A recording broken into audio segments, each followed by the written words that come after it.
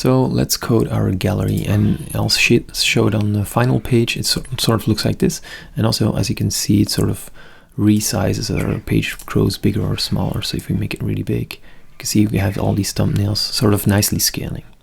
So far we've been using CSS and specifically Flexbox to do this, and this works really well, and it's generally useful, and I use it all the time. There's also a more recent layout system built into the browser that's called CSS Grid.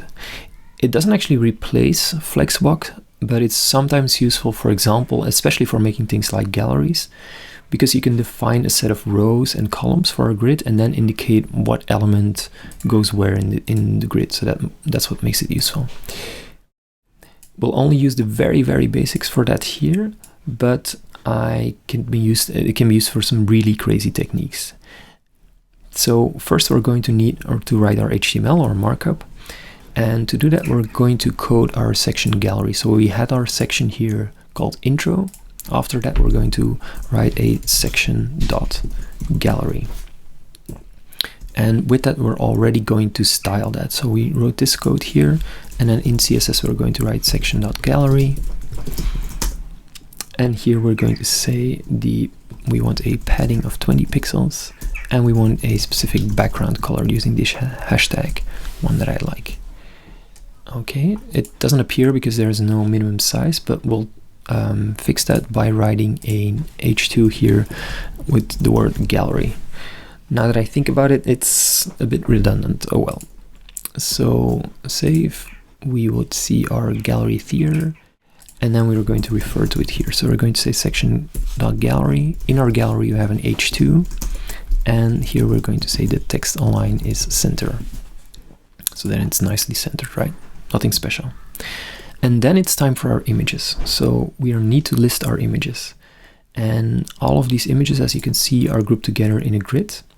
So to do that, we need to make our group. We'll need to make our wrapper div that encloses all of these projects or items. And to do that, just a regular div, but I'll call this one gallery-wrap to indicate that it's a wrapper, that it goes around these other elements. So this element is where our grid layout is going to be applied. It's our parent, it's our container. And inside we can write our items. And here we can write all the HTML code, but if you go look at the finished page, it's a super long list of HTML code. We don't want to write all of this by hand. So instead we're going to use some autocomplete dark magic.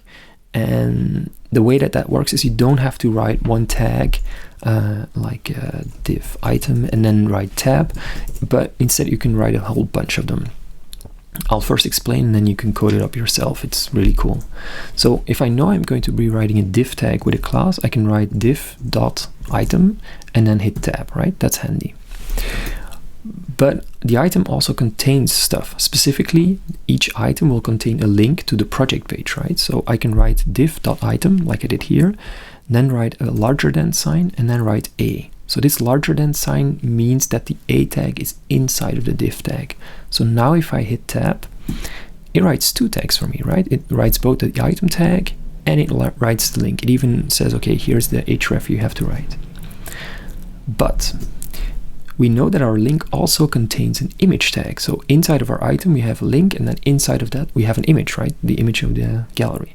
So here we can also write larger than img, and now we write the whole thing in one go. So it wrote all of this code for us. That's cool, right? But lastly, we don't have one item. We actually, in our page, we have 9 items, right? Going from 01 to 09. So I can use a star symbol to have multiple items. So I can write div.item, multiply this by 9. Inside of each one of those is an A, and then inside of each of those is an image. And now if I hit tab, I have all of this code here. And it sort of feels like hacking. I've seen some people go crazy with this stuff. Now, in truth, I don't use this a whole lot, but sometimes it's useful if you know exactly what you're going to write, because it makes it much faster to write this code. So for each href here, we're just going to write a pound sign or hashtag to indicate that it doesn't go to a link. Now I can write hit one here and then go down, write one here.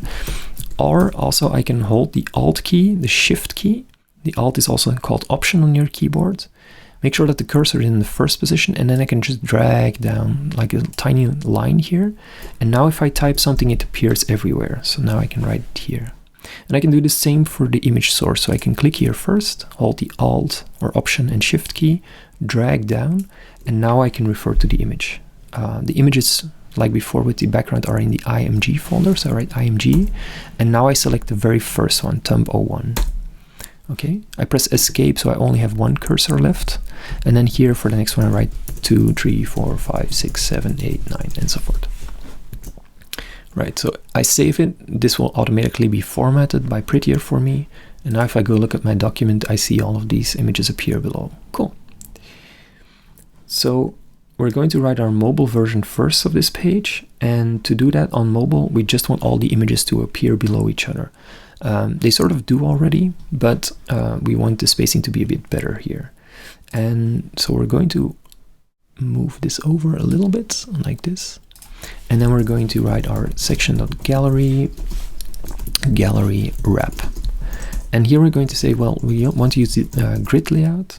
So before we had display flex, now we write display grid with a grid gap of 20 pixels. And now if we press save, something should happen. Let's see if everything's saved. Refresh.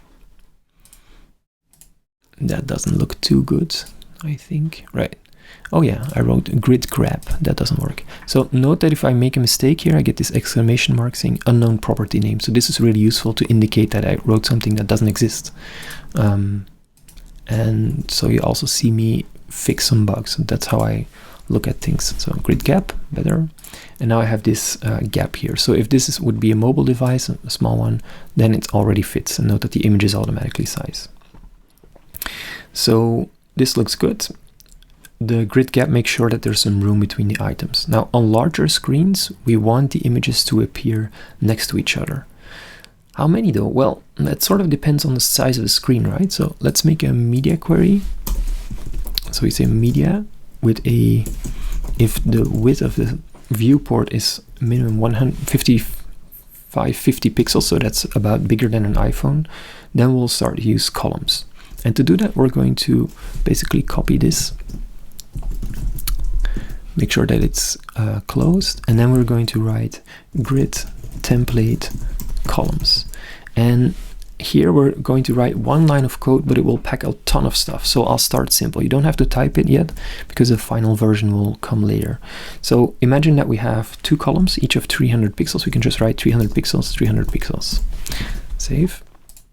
And now we see that we have two columns, each of 300 pixels. Now they don't resize, they don't size with the browser. And they also do this weird thing where they sort of change the background here a little bit. Now, if I go to below 550 pixels, I switch back to my previous media query. So this is a start, but it's not done. So we can say, okay, maybe we want more. 300 pixels, 300. Yeah, okay, but then it doesn't really fit, right? So it's going to be tricky to define an exact size. So instead, let's try writing relative units, 50%, 50%. Save. Yeah, okay, that sort of works, but because this doesn't take the grid gap into account, it's 50% of the screen basically. We go a bit over the screen because our gap is still there. So there's another unit that we can use, which is called FR, and FR stands for fractional unit, but you can think of it as free space. So it's basically, if you have one FR, it basically means let's divide up the space between our two. And so if you have one of our two FR, this one takes up double the space of the other one. Most of the time we just write something like this. So this is a bit better because now we have our items next to each other, and they sort of follow this grid template. So that looks a bit better here. Now, we can also use repeat here. So we can say, let's repeat, and maybe we want 3 of them, 1 FR. And this indicates that we want multiple FR units, right? So we have something that looks like this. Okay. But sometimes they're still too small or too big, right? And to solve this, we're going to use another rule here. And this rule is called min-max. So basically, instead of writing a1FR, we're specifying a minimum and a maximum value that a column can be before it wraps. So min-max, we write here, we say, well, the minimum is 300 pixels, for example, and the maximum is 1FR, so whatever space you have left.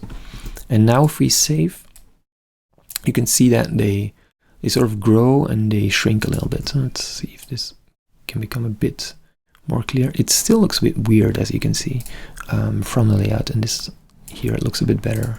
So the mobile version is a bit borked here.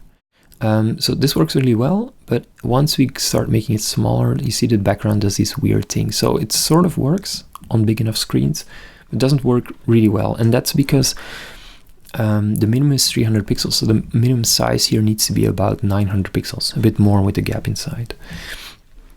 So to fix this, we're going to let CSS calculate how many images it can do. And here, instead of writing 3, we're going to write autofill. And that's our final line. So autofill basically says, take up whatever space you need to fill it with these images. And now if we save, we can see that it works. If we make it smaller, it sort of fits nicely. So to recap, we will automatically fill all the available space using autofill by creating these repeating columns.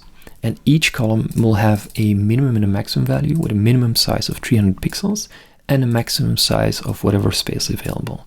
This means that the layout will work regardless of the size of the screen, from very big to very small.